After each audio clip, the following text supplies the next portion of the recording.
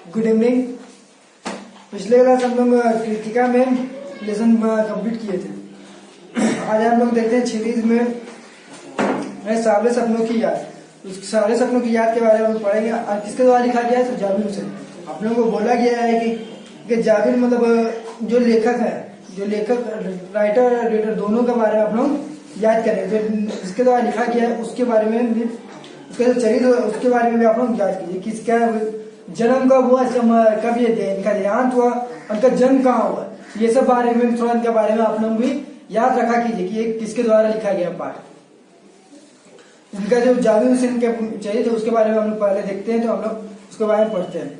जाबिर हुसैन का जन्म 1945 में गांव और नौरी राजगीर जिला नालंदा बिहार में हुआ। तो जाबिर हुसैन का जन्म कहाँ हुआ था? 1945 में गांव नौरी राजगीर जिला नालंदा बिहार में हुआ था।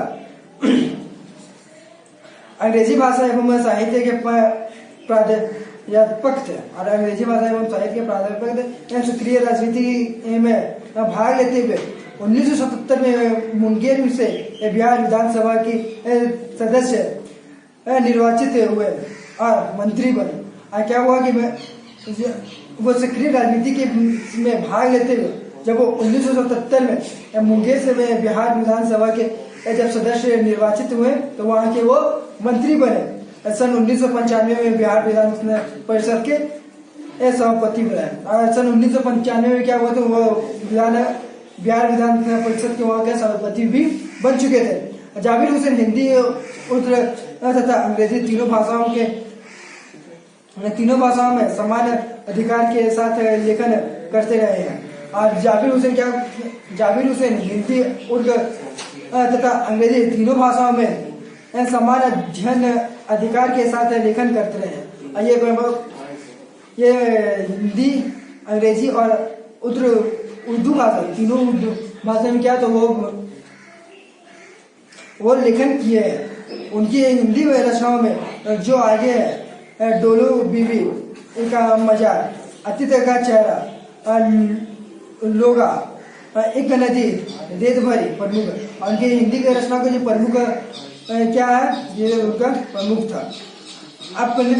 अपने लंबे राजनीतिक सामाजिक जीवन में अनुभवों में उपस्थित आम आदमी के संघर्षों को उनके अपने साहित्य से प्रकट किया है। क्या लगे कि उनके जो लंबे राजनीतिक सामाजिक जीवन के जो अनुभव हमें उपस्थित आम आदमी के संघर्षों को जो उन्होंने अपने साहित्य से प्रकट किया है। संघर्ष आम आदमी और विशिष्ट व्यक्तित्व पर लिखी गई उनके डायरिया चरित्र प्रशंसित हुए हैं। जाबिर हुसैन ने डायरी विधा की एक अभियंत प्रयोग किया है जो अपनी प्रस्तुत शैली और शिल्प से नवीन है। हम लोग आते हैं उनका जो लेसन लिखे हैं सावले सपनों की याद। सावले सपनों की याद में वो क्या लिखे हैं उसके बारे में हम लोग पढ़ते हैं। सुनहरे परिंदों की खूबसूरती पंखों पर सवार सपनों का एक हुजूर मौत की एक खामोशीवादी की तरफ आग्रह है। हम लोग ये टॉपिक ही पढ़ने से क्या हम लोग लग रहा है कि सावले सपनों की याद मतलब क्या बोला जा रहा है?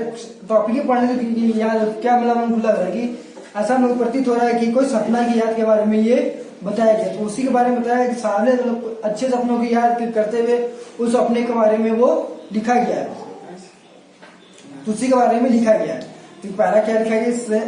सुनहरे परिंदों की खूबसूरती पंखों के पर सवार सावले सपनों एक हुजूर मौत की खामोशीवादी की तरफ अग्रसर है। कोई रोक टोक सके वहां संभव है। इस हुजूम में आगे चल रहे हैं शामिल अली। ऐसे हुजूम में आगे कौन चले? शामिल अली अपने कंधों पर सैलानियों की तरफ अपने अंतहीन सफर का बोझ उठाए। लेकिन यह सफर पिछले तमाम सफरों से भीड़ भाड़ की क्या बोला गया कि अपने कंधों पर सेजू की तरह अपने अंतहीन सफर का बोझ उठाए। और अपने कंधों में क्या तो अपने अंतहीन का एक बोझ उठाए हुए, लेकिन यह सफर पिछले तमाम सफरों से भिन्न, और लेकिन यह सफर जो है पिछले तमाम सफरों से भिन्न है। भीड़ भाड़ की इस जिंदगी और तनाव के माहौल से शामिल अली का यह आखिर प्लान है। और भीड़ भाड़ की जिंदगी और तनाव के माहौल से सलीम अली का जो यह आखिर पलायन है। अब तो वह उस वन पक्षी की तरह प्रकृति के विलीन हो रहे हैं जो जिंदगी का आखिर इर्द गिर्द गाने के बाद मौत की गोद में जा बसा है। अब क्या हो रहा है कि अब तो वो उन वन पंछी की तरह प्रकृति का विलीन हो रहे हैं, उनके तरफ विलीन हो रहे हैं, मतलब उनकी तरफ प्रकृत हो रहे हैं जो जिंदगी का आखिरी गीत गाने के बाद मौत की गोद में जाते हैं। और जो क्या मौत का जो आखिरी गोद में जाते हैं उस प्रकार का गाया जा रहा है। कोई अपने जिस्म की हरारत और दिल की धड़कन देखकर भी उसे लौटाना चाहे तो वह पक्षी अपने सपनों के गीत दोबारा कैसे गा सकेगा। और क्या बोला गया, कोई अपने जिस्म की हरारत और दिल की धड़कन देखकर भी उसे लौटाना चाहे तो वह पक्षी अपने सपनों की गीत वो सब पक्षी अपने सपनों की गीत कैसे गा सके। वो मतलब बोला जा रहा है कि कोई अपने जो जिस्म का जो हरारत है, जो अपने जिस्म जो हरारत है, वो दिल का धड़कन जो देखकर भी उसे लौटाना चाहेगा तो वह पंछी किस प्रकार से वो दोबारा कैसे गा सकेगा। मुझे नहीं लगता कोई इस सोए हुए पक्षी को जगाना चाहेगा। वर्ष पूर्व खुद सलीम अली ने कहा था कि ये लोग पक्षियों को आदमी की नजर से देखना चाहते हैं। अब मुझे क्या बोला गया, कुछ इस सोए हुए पक्षी को जगाना नहीं चाहेगा। क्या बोला गया, कुछ मुझे नहीं लगता कि कोई जो सोया हुआ जो पक्षी मतलब पक्षी जो सोया हुआ है उसे कोई जगाना चाहेगा। कुछ वर्ष सलीम अली ने ये कहा था कि लोग पक्षी को आदमी की नजर से दिखना चाहते हैं। लोग क्या है कि सलीम अली ने कहा था कि लोग है जो कि वो पक्षी को किस नजर से तो आदमी की नजर से देखना चाहते हैं। वह यह उनकी भूल है, ठीक है। उसी तरह जैसे जंगलों के पहाड़ों झरनों और आबशारों को वो प्रकृति की नजर से नहीं आदमी की नजर से देखने को उत्सुक रहते हैं। और क्या बोला गया, यह तो उनकी भूल है, ठीक उसी तरह जो जैसे जंगलों पहाड़ों झरनों जो आबशारों को वो जो प्रकृति की नजर से नहीं आदमी की नजर से देखने को उत्सुक रहते हैं। भला कोई आदमी अपने कानों से पक्षियों की आवाज का मधुर संगीत सुनकर अपने भीतर रोमांचक का सोता फुटता महसूस कर सकता है। क्या बोला गया कि कोई भला कोई आदमी मतलब बिना कोई पक्षी का आवाज सुने अपने अंदर उस मधुर उस संगीत सुनकर अपने भीतर का जो रोमांचक जो सोता फुटता उसे महसूस कर सकता है। कोई पंछी का सुंदर आवाज सुने ही एहसास की ऐसे ही एक उबड़ खाबड़ जमीन पर जमे मित्तल का नाम है सलीम अली। क्या बोला गया कि एहसास की ऐसे ही एक उबड़ खब्बड़ जमीन पर जन्मे मित्तल का एक नाम क्या है, सलीम अली। पता नहीं इतिहास में कब कृष्ण ने वृंदावन में रास लीला रची थी और शोक गोपियां को असली शरारतों का निशाना बनाया था।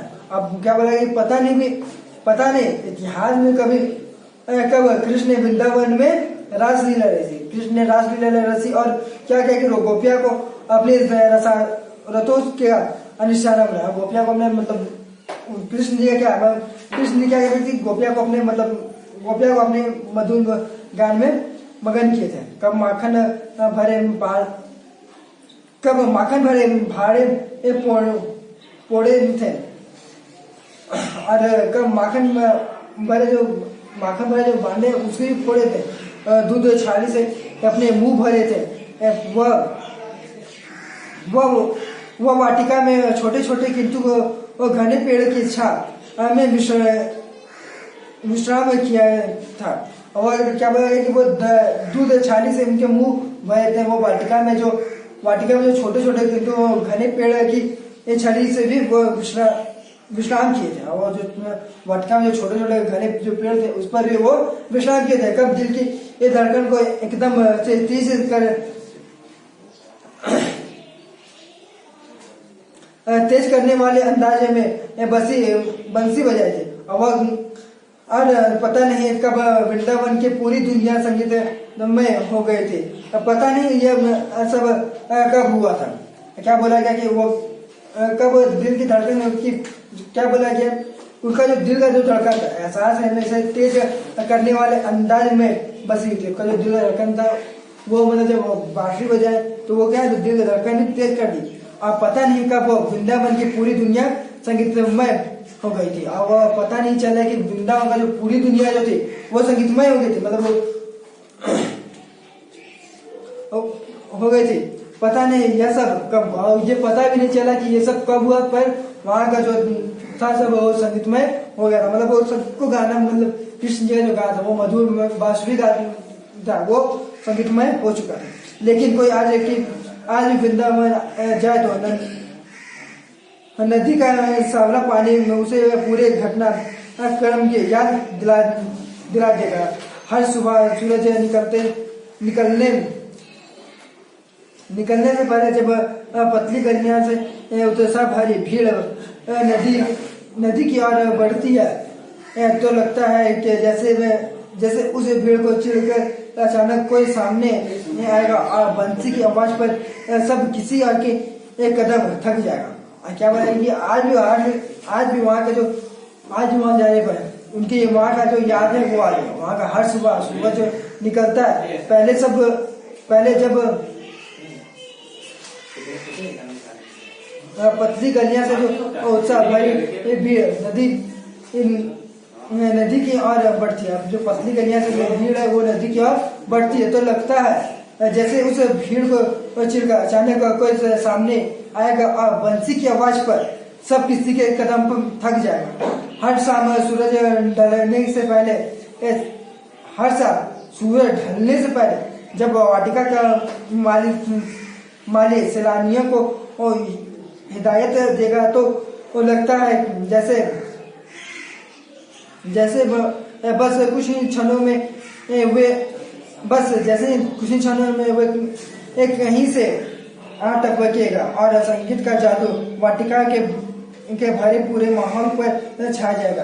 वृंदावन कवि कृष्ण की ये बांसुरी के जादू का से ये खेली हुई है। क्या बोला गया कि जब भी क्या बोला गया हर शाम सूरज का जो ढलने का जो पहले जब वाटिका का जो माली था जो वाटिका का जो माली सैलानिया को हिलाते हुए देगा तो लगता है कि जैसे बस कुछ ही क्षण में वो वहीं में से टपकेगा और वो वहीं से कुछ आके टपकेगा और संगीत का जादू वाटिका से भरे माहौल पर छा जाएगा। वृंदावन कभी कृष्ण की बांसुरी के जादू से खाली हुआ है क्या? वृंदावन कभी कृष्ण की बांसुरी से खाली हुआ है क्या? और क्या बोला कि उसके जो खाली हुआ है हम लोग इसका आगे जो है क्या हम लोग नेक्स्ट क्लास पढ़ेंगे। हम लोग आज का इतना ही क्या आगे हम लोग नेक्स्ट क्लास पूरा कंप्लीट करेंगे। आप लोग नेक्स्ट क्लास पूरा शुरू से लेके अंत तक पढ़ लीजिएगा और ज्यादा से ज्यादा मतलब अभी घर पर ही रहने का कोशिश किया। जो कुछ बताया जा रहा है जो सर भी जो सुबह ऑनलाइन क्लास ले रहे उसमें सब कोई ज्वाइन करके मतलब जितना सवाल होता है जितना मतलब क्वेश्चन निकलता है जितना क्वेश्चन होता है हिंदी में जितना क्वेश्चन हुआ पूरा क्वेश्चन पूछने का प्रयास कीजिए। मतलब ज्यादा से ज्यादा क्वेश्चन पूछिए। ऐसा नहीं है कि सर बताएंगे जो क्वेश्चन आप पूछेंगे वो क्वेश्चन का सारे आंसर आपको बताएंगे। वो क्वेश्चन आपको बताया जाएगा। इसलिए ज्यादा से ज्यादा अभी सर से मतलब ऑनलाइन क्लास में पूछा कीजिए। और अभी मेरे का समय जो है ज्यादा से ज्यादा टाइम घर पे रहिए और जितना मैं ज्यादा मतलब स्टडी पे ध्यान दीजिए कि ज्यादा से ज्यादा पढ़ाई कर सके और ज्यादा से ज्यादा पढ़ाई करके जो क्वेश्चन आंसर मतलब जो बोला जा रहा है क्वेश्चन आंसर बनाने, क्वेश्चन आंसर बनाइए। कुछ बुक रीडिंग कीजिए, तो बुक रीडिंग करके मतलब पहले से बोला जाता है कि ये लेसन मतलब पढ़ने वाले, तो ये लेसन पढ़ने वाले हैं, तो उसका जो लेसन है, लेसन का मतलब शुरू से आगे से दो जहाँ से हमें पढ़े वहां से वहां तक पढ़ लीजिए 2-3 पेज।